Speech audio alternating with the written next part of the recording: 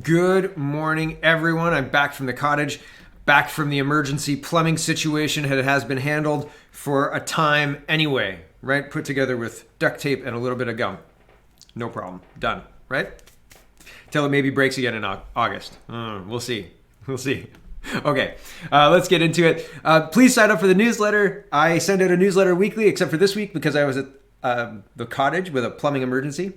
And but I will be sending it. I've got the skeleton all written. I was going to send it yesterday, but then I had an emergency NHL game with my brother. So sorry about that, everyone. Sometimes you got to kick up and relax a little bit. So I will be getting it out though. It's on my list for today. And if YouTube cuts me off, I will use it to let you know where I'm posting to. But I am also posting at Rumble and Odysee and BitChute pretty regularly. So if you don't see me on YouTube, I'm probably there. You can also sign up at the podcasts, any podcast app, Apple Podcasts or Google Podcasts. I'm actually paying attention to the metrics on that now. So that's interesting to see. Very interesting to see.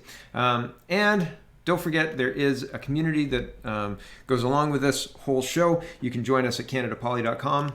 on the forums, and this is the federal forum. We're talking about is Canada finished? Is there any hope? Vaccine passports, because that's something that's in our current situation. That's something that we're going to have to deal with in the short term, and we'll get to that maybe on the Redacted show today.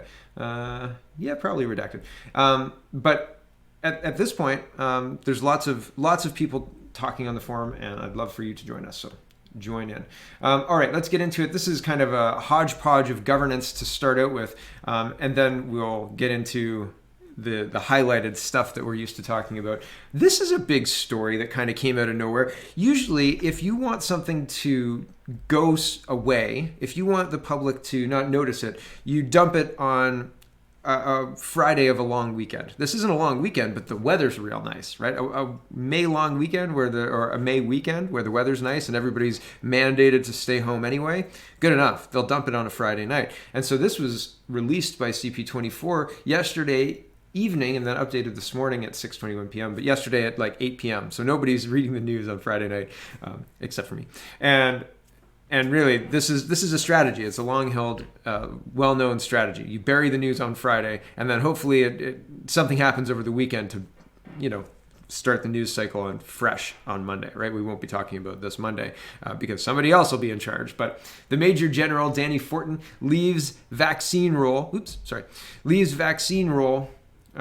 post pending military investigation. And there's no information on what happened or anything like that. The officer in charge of Canada's vaccine rollout has left his assignment with the Public Health Agency of Canada pending the results of a military investigation. The Department of National Defence announced in a news release Friday evening that Major General Danny Fortin is off the high-profile job. There was no information released about the nature of the investigation. We're investigating something.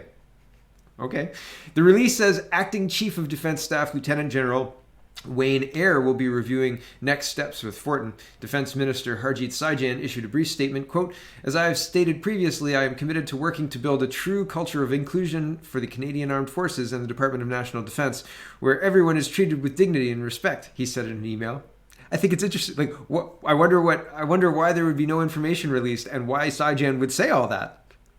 1 + 1 equals right? It's a very interesting statement to make, right? Especially with the problems dogging the Canadian military and Harjit's letter from Trudeau saying, basically try and clean up the Canadian military. And he kept on a defensive, Vance, he kept Vance on with allegations against him that were, Vance fathered 2 children, right? And that seems like an interesting situation to ignore, right? But he said, he didn't know the particulars. Okay, right? Trudeau didn't know the particulars. The only person who knew was Katie Telford. So it's her fault. It's her fault that nothing happened for 2018. But it's just an interesting situation an interesting statement from Sajjan in context, right?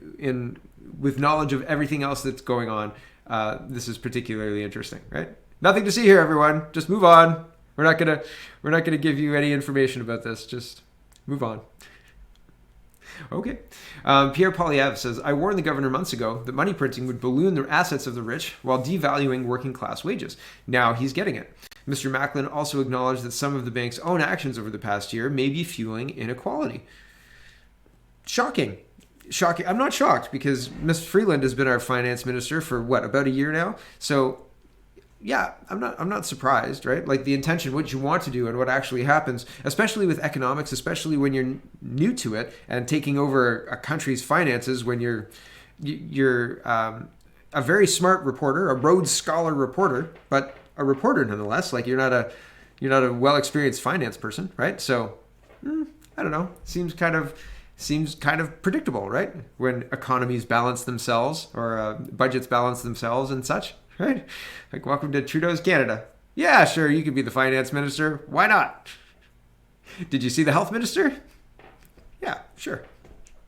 Anyway, Peter Polyev says, oh yeah, okay, I've already seen this. Mr. Macklin acknowledges it fuels inequality. Well, yeah, right? Because the rich have the ability to insulate themselves against closed things and can drive to places where things are open and all sorts of stuff, right? And there are people who are even more rich who just left the country, right? Who are like, I'm getting out of Dodge. This can blow over while I go to wherever and wait this out, right? So yeah, inequality abounds, right? It's the rule, not the exception, right? Everywhere. And if you point at everything and say this inequality has one culprit and one culprit alone, and that culprit is, I don't even need to say it. I'm not going to say it. You know what I'm talking about. YouTube. Okay, the Western Standard says, Kenny said, caucus rebellion led by a small group that won't be tolerated again. I think that Jason Kenney is pulling the same playbook as Doug Ford, and I think that he is doubling down and tripling down, and if the caucus allows him, then it worked, right? The problem with him is Alberta has shown that they'll follow to a real conservative party, right? And if I think Ford has alienated his base, and I think Ford's base might forgive him because there's nobody else to vote for. But in Alberta, you have a Wild Rose Party, and they've been electorally viable already. And so I think Kenny should be fearful of that, be aware of that, because the people who are upset are very upset, and the people who are moving are just the first. Like, have you seen that video of the guy dancing like crazy, and everybody's like, oh, that guy's kind of weird, and then like 10 or 12 people join him, and then like there's 100 people dancing suddenly? That's what's happening in Alberta with Wild Rose, right? It's happened before. And the reason that I say it's viable in Alberta is because it's happened before, right? Yeah, it split the Conservative Party, but with Kenny's Conservative Party not really being conservative, where's the split, right? Kenny's using his power to drive unconstitutional edicts to support AHS, right? Like AHS makes this unconstitutional rule. Kenny says, yeah, it's a really big, important thing.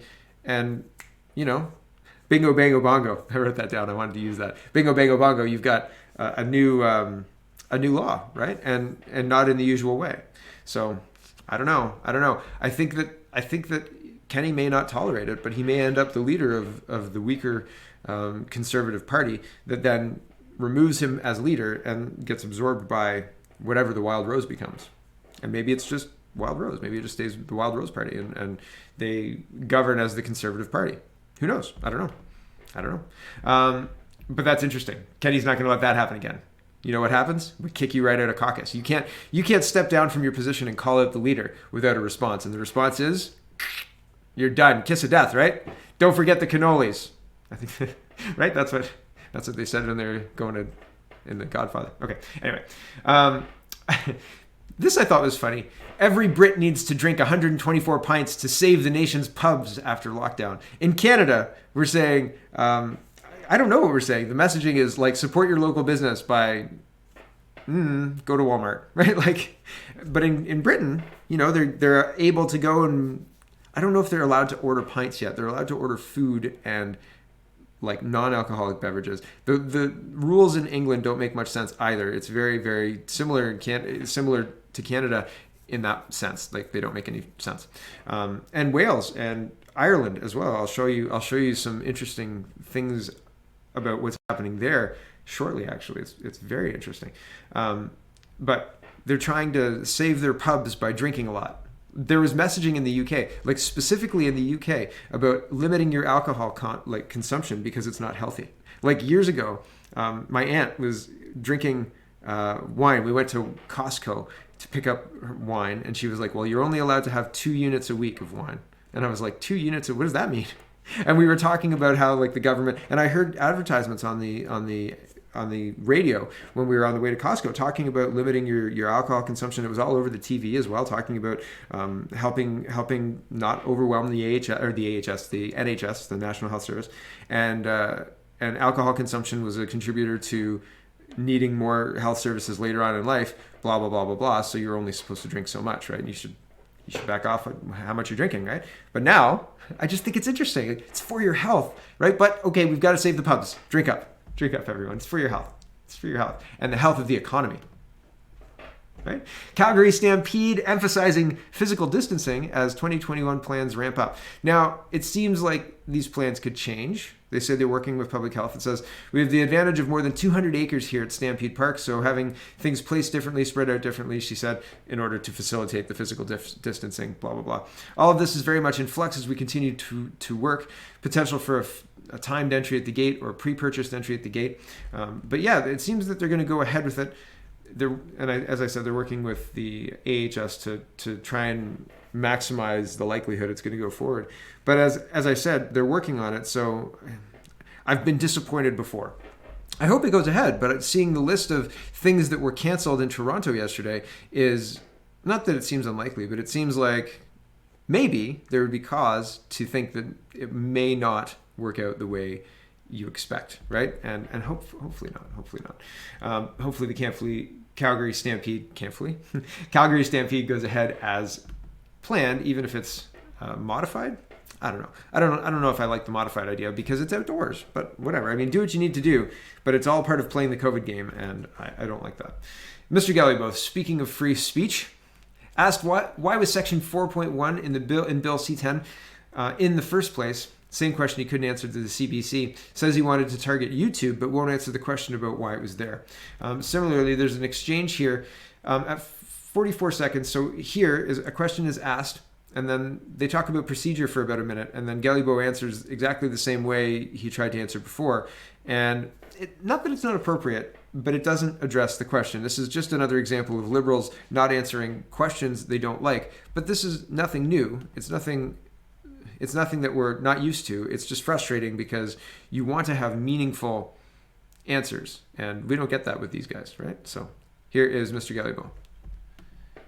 Okay, so will the CRTC then, will they be given the responsibility under C10, the power to regulate the algorithms used by social media platforms to decide what type of content that people can and cannot see on their Facebook feeds or the information that appears on Google or YouTube?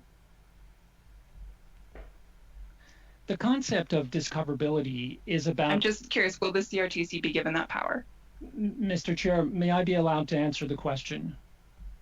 Please answer the question. Okay, folks, let me just pause. So he spends a minute talking about how, like, procedurally, they shouldn't be diatribing. They should either ask a question or, make a statement, but blah, blah, blah, blah, blah. And he says, I'm not accusing this member, of doing that, but, be aware of it, basically. And then she directly asks the question again, and Gallibo tries to answer, but does the same thing.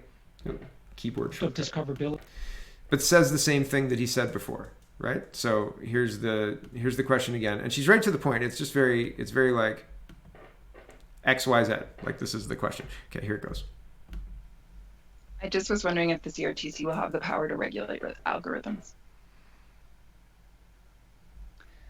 Again, the concept of discoverability is ensuring that as part of these platforms, Canadian content becomes more visible towards for Canadians, or actually any audience to watch or see. There won't be any requirement, obviously, for users, just like it's the case right now with YouTube. Yes, then they will have the ability to regulate those algorithms.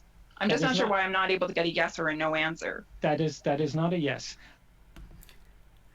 I'm just not sure why I'm not able to get a yes or no answer. because liberals don't answer questions they don't like. That's the reason that you can't get a yes or no answer. That's why. This is sad moving into, well, this is good news, but moving into the church news today, it's sad. Good news, Pastor Pawlowski and his brother were released. These are unprecedented times that will show the true character and heart of Canada. We are praying for you, Pastor Art. So he's been released from prison. I don't have the details on that. I just came across that yesterday. That was done on May 10th.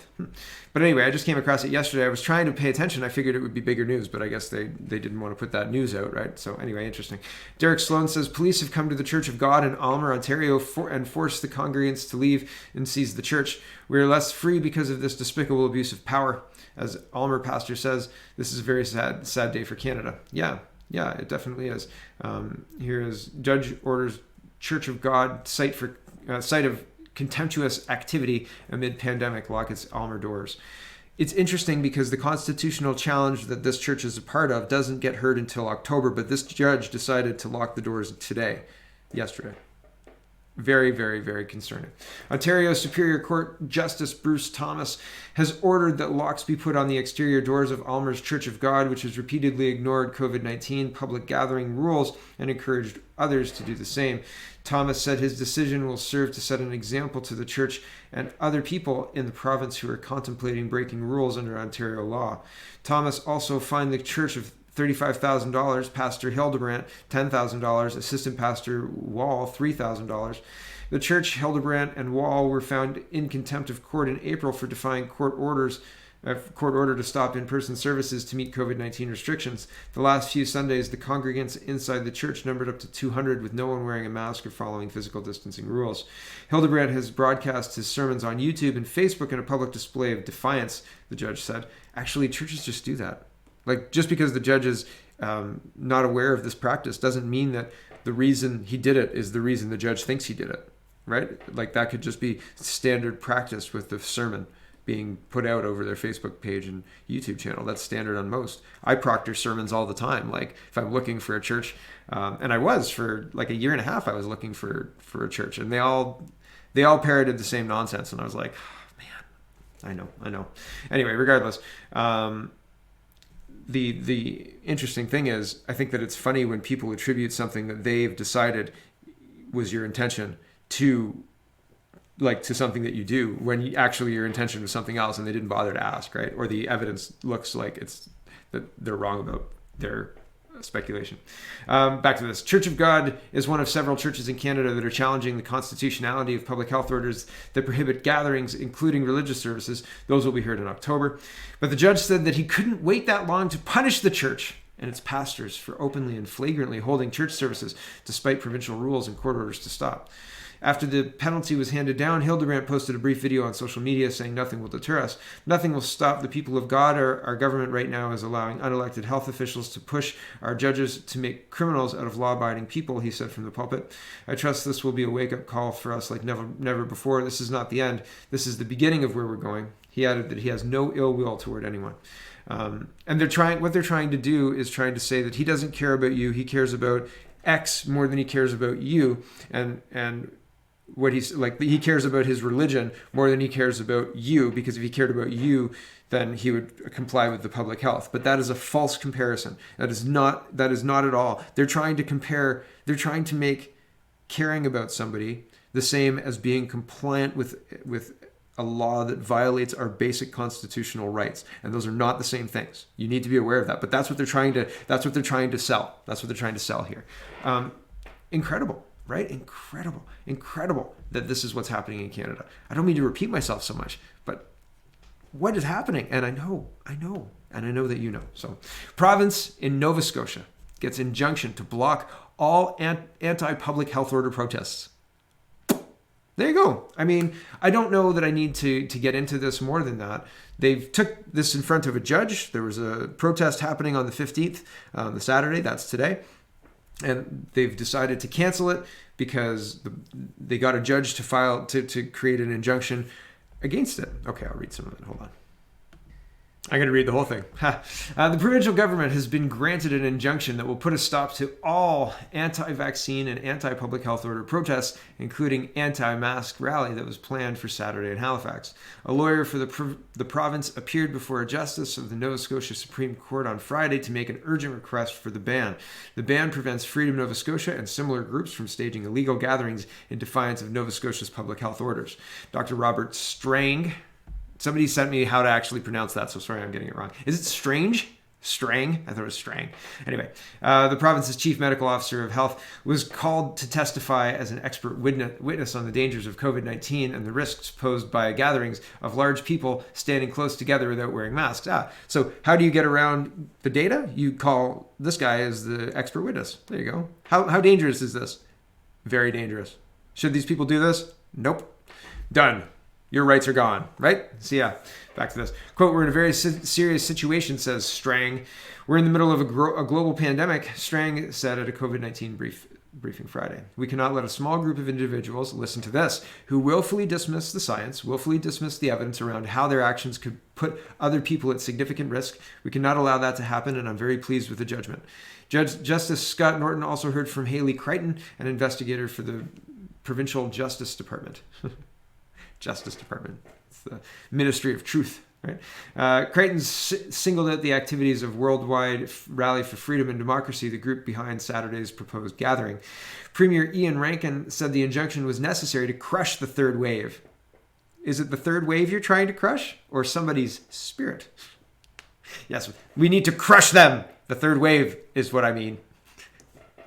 Quote, we knew that there was some social media activity encouraging people to come out and willfully break public health protocols that were put in place to keep people safe, Rankin said at the briefing. There's no question. These people don't believe in science. They don't believe in masks, vaccines. They're nothing more than an alt-right group that wants to protest things like science, and we're pleased with the decision. My goodness, did you have your bingo card out? He was going for the bingo right off the hop. All he missed was white supremacy. He added that the injunction would allow police to arrest and detain individuals attending these gatherings, as it would be a clear violation of the court order. The injunction will remain in effect until the provincial state of emergency is lifted. The thing is, though, it violates the charter, and the charter is, if your rules violate the charter and don't pass the Oakes test and weren't debated in your province's legislature, it's a de facto law that is invalid, because it can't be valid because it doesn't pass the Oakes test for removing someone's right in a free and democratic society, and it was not debated in the usual way, given royal assent, and made a law in the proper way, provincially or federally, right? You can't just make a law. A person can't just be like, you know what? These people are right-wing yahoos. Shut them down, right? Like, that doesn't work. It doesn't work. And the reason it doesn't work is because people are easily manipulated into pulling shit like this, right? I read this article to you, not to demoralize you, but to show you what they're trying to do and how they're easily waltzing us into it, right? I often talk about the liberal tap dance, and that's about questions. And sometimes they're waltzing you away from remembering what you're talking about. That's kind of like a Ford slide. You're wanting to talk about X, and then you end up talking about Y, right? Like you want to talk about why the prime minister said X, Y, Z, and then you end up talking about the benefits of his whatever program or initiative that he vomits out of his face while he's asked about that. But the thing is, doing an end run about creating these laws and then having them created and then creating an underpinning to uphold these de facto laws, because they won't stand up in court. So they're not going to get them in front of a judge quickly. So they're just going to run out the clock, right? They're going to try and just wear you down. And how do they wear you down? Well, here's how they wear you down. Here is Maxime Bernier, and he says, he's responding to this article. BC moves to refuse driver's license renewals for those who don't pay COVID-19 fines, like any of the violation fines. You will be frozen and unable to pay for or unable to renew your driver's license. Do you think that will make people comply, or do you think that will make people refuse to renew their things? Like if they're already making moves to not pay their ticket, do you think that they will be worried about driving without a driver's license. I'm not sure that this is going to work for a lot of people, but what they're doing is exactly what Hildebrandt and the pastors were saying. They're making your everyday life illegal. They're making it so that if you don't comply with their orders that don't stand up to the Oakes test and wouldn't pass the usual muster of making it into law in our legislature, if you don't comply with these orders, we are going to make what you do every day illegal. And eventually, you're going to get caught in our trap because people will ignore it and ignore it and ignore it and then get caught. And then it's not like law-abiding citizen XYZ was minding his own business and got arrested over a minor, or got pulled over a minor thing, and then was arrested because he was an alt-right vaccine denying blah blah blah blah in the newspaper. This is what they're moving to. They're making that kind of person acceptable to be an other, acceptable to unperson, acceptable to be the scapegoat, right? And if that kind of person, well, maybe they did something. Maybe they did something to deserve it. Maybe they should have paid the fine. You see how easy this is? It's very easy. People fall into it all the time. Even people who think that they're on the right side of things. I mean, I'm sure that something has been presented to me in a way that I think, sympathetically on one side, when the reality is very different, right? I'm sure people have been manipulated forever. And so that's why I say to you, don't take what I say and my conclusions as gospel. Please look into it yourself. That's why I provide the links. All my links are in the description. Sometimes I show things, and I'll show something today that is not sketchy, but I can't validate the foreign news source. I don't know how realistic it is. But I'll show you because it's interesting. And it's part of the conversation. But anyway, I think that part of the fun is making up your own mind. Part of the fun is looking through the links and deciding for yourself. Anyway, Maxime Bernier says, the government forcing you to comply by restricting your access to unrelated essential public services and making your life miserable. That's the kind of coercive measures used in totalitarian governments like China, now being implemented in BC, right? Expansion. Is expansion the goal, right? Expansion for who? Jay Nelson says it's certainly unconstitutional. He's responding to CTV Atlantic saying a civil liberties group says Nova Scotia's decision to close provincial boundaries to non-essential travel is unconstitutional. It is absolutely unconstitutional. Jay Nelson says the Charter of Rights and Freedoms guarantees freedom of mobility. It is the highest law in the land. The provincial dictate will not survive the Oakes test. That would have to prove that there's actually an emergency. And according to Jay, there isn't one, right? Very interesting. So I was talking about worldwide. In Ireland, they are launching a universal basic income, right? Or Wales, excuse me. A pilot of universal basic income will be launched in Wales. The First Minister, Mark Drakeford, has revealed. And there you go. Interesting. Happening around the world. Also happening around the world, COVID hotels.